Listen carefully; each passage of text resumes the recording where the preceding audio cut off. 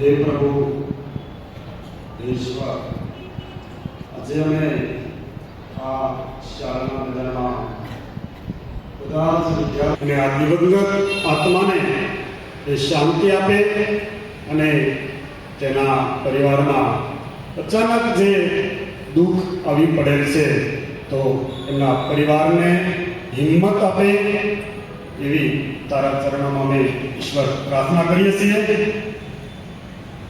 અને મારી આ તમામ વિદ્યાર્થીની કે વિદ્યાર્થી મિત્રો એમને પણ ભવિષ્યમાં આવું આ આઘાતમાંથી બહાર નીકળે અને નાની મોટી જે કંઈ અથડામણો થવાની છે એમને સહન કરવાની પણ શક્તિ મળે.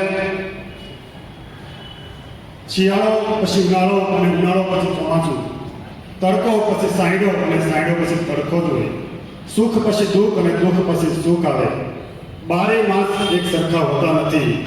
એમ મારા મિત્રો દુઃખને સહન કરી લઈએ તો સુખ આપણને મળવાનું છે. તડકો પછી સાંયડો આવવાનું જ હોય છે.